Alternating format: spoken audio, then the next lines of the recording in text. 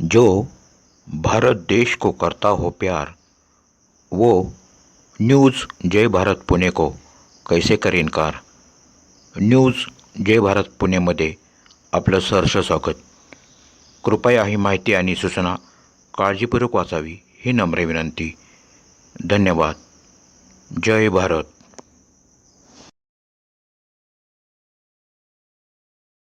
आपल्याला आपल्या मुलामुलींची काळजी वाटते, त्यांना स्वसंरक्षणाचे धडे द्यायचे. स्वसंरक्षणाचे धडे आणि त्याचं योग्य प्रशिक्षण देण्यासाठी मा फाउंडेशनला आजच भेट द्या. त्यासाठी हे बातमीपत्र नक्की ऐका आणि पहा. धन्यवाद. नमस्ते. आपलं स्वागत आहे न्यूज जय भारत पुणे चॅनेलला. सर आपलं नाव सांगा. माझं नाव मोहित सुजित सेतिया. मी गेल्या 20 वर्षापासून कराटे प्रशिक्षक आहे. माझ्या संस्थेचं नाव मा education and sport social foundation आहे. कधीपासून तुम्ही हा उपक्रम सुरू केला? मी गेल्या 20 वर्षापासून म्हणजे 12वी झाल्यानंतर मी तेव्हापासूनच हे प्रशिक्षण इथे करत आहे तळजाई माता वसाहतमध्ये. तुम्ही हे क्षेत्र का निवडलं? मी लहानपणी 4 वर्षाचा असताना कराटे क्लास जॉईन केला होता. मला त्याच्यात आहे ना सगळीकडनं भरपूर सक्सेसच भेटलं होतं आणि माझा विल कॉन्फिडन्स वाढत होता. मला तेवढी आवड निर्माण झाली माझ्या आवडीला. पण शेवटी कसं, मी जेव्हा नॅशनलपर्यंत खेळलो स्वतः, इंटरनॅशनल जायची नव्हती. पण मी तेव्हा ठरवलं की बाबा आपण नाही गेलो, पण मी स्वतः प्रशिक्षण घेणार, प्रशिक्षक आणि आपले सारखे विद्यार्थ्यांना पुढं घेऊन या प्रकारे मी ठरवलं की मी ह्याच्यात करिअर करणार असं. तुमच्या प्रशिक्षण वर्गाला तुम्ही स्वरक्षण नाव दिले, त्यामागे उद्देश नेमकी काय आहे किंवा त्याचा अर्थ काय आहे? स्वसंरक्षण म्हणजे आपण कुणावर डिपेंड न राहणे सगळ्या बाबतीत, आर्थिक असो, सामाजिक असो किंवा मानसिक असो. म्हणून आपण इथे अशा प्रकारचे प्रशिक्षण देतो की आपण सगळ्या प्रकारे सक्षम होऊ. त्यामुळं हे स्वसंरक्षण सेल्फ होणं. उद्देश आणि हेतू काय आहे? ह्या उपक्रम मध्ये माझा एकच उद्देश आहे की वस्तीमधले विद्यार्थी एज्युकेशन हे ते सगळ्या गोष्टी करतात, पण त्यांना तेवढा प्रोत्साहन भेटत नाही. कारण की आता गेल्या झालेले घरीत बसून आहेत, नोकऱ्या नाहीत, काय नाही. मग माझा उद्देश हा होता की काही नाही झालं तरी पण स्पोर्टमधनं त्यांचं काही ना काहीतरी होऊ शकतं. एक तर सगळ्यात महत्त्वाचं त्यांचं हे होऊ शकतं की ते फिजिकल फिट राहू शकतात, व्यवस्थित कुठल्या व्यसनाच्या इकडं तिकडं आहारी जाऊ नाही शकत. आणि दुसरी गोष्ट, जर त्यांनी पूर्णपणे चिक्कार मेहनत केली तर आंतरराष्ट्रीय स्तरावर ते भारताचं प्रतिनिधित्व करून भारताला मेडल आणून देऊ शकतात.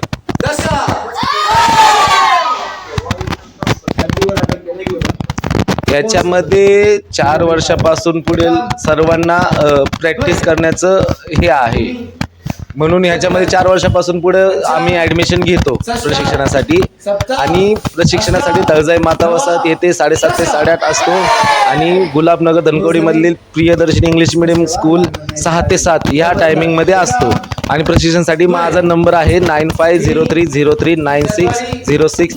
या नंबरवर संपर्क साधून मला ऍडमिशनसाठी सांगायचं आहे. आणि अशा प्रकारे आम्ही प्रशिक्षण घेतो, ऍडमिशन घेतो.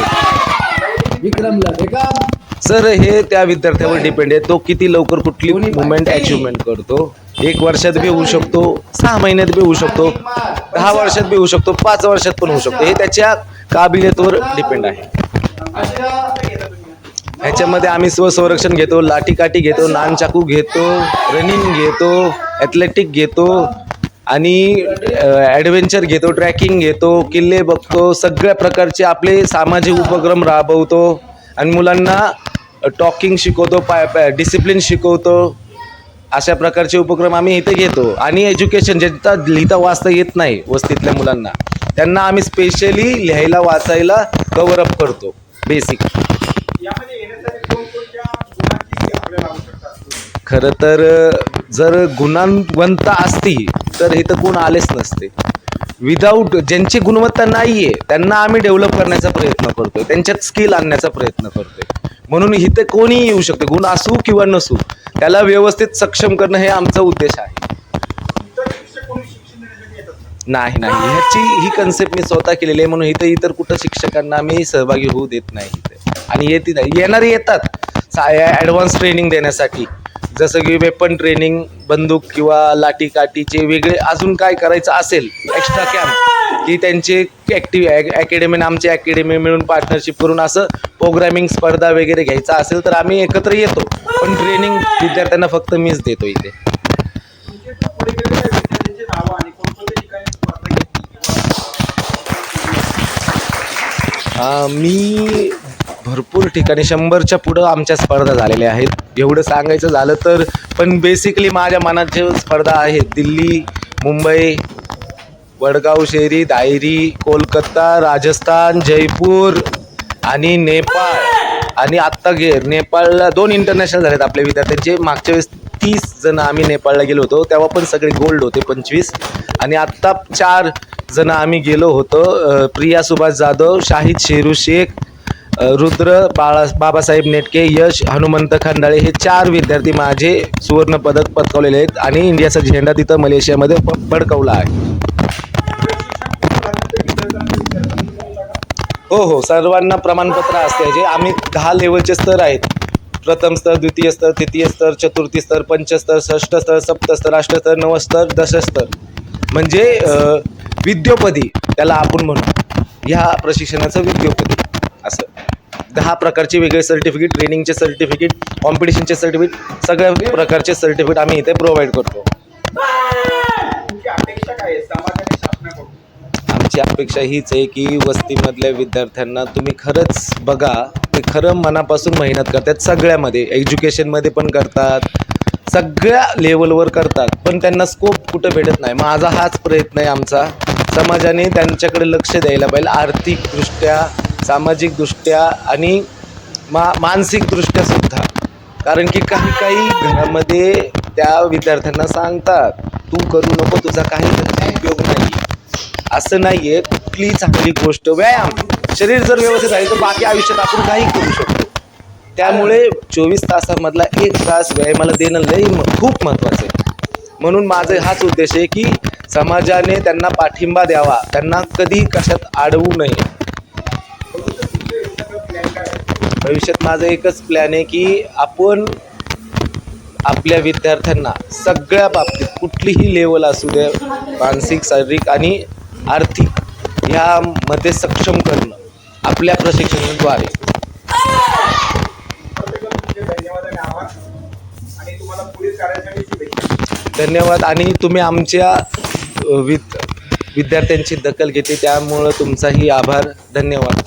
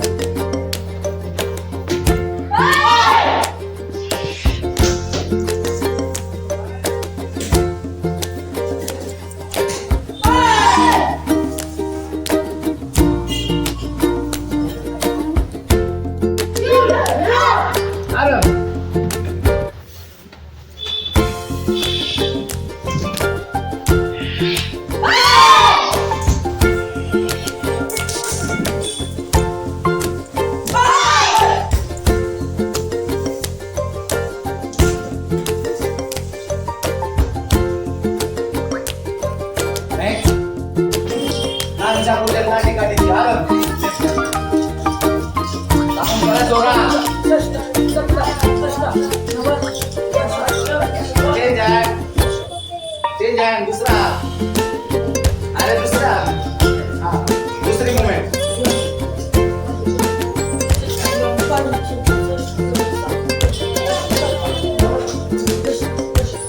तिसरी मुवमेंट.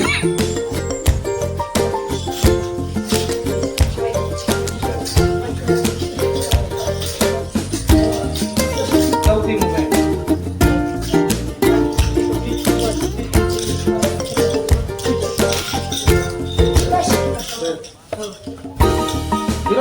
Fast.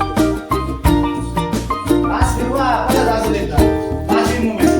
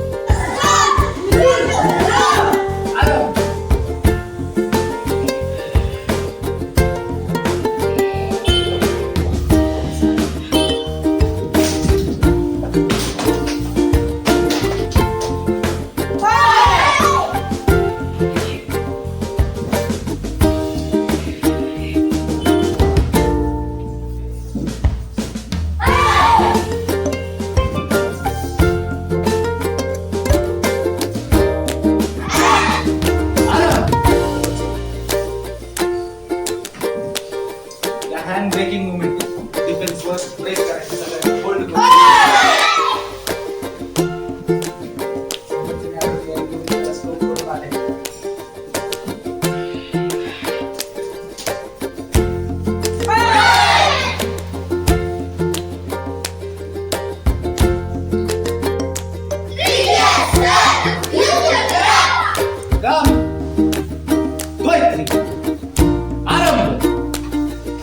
सोबत सोबत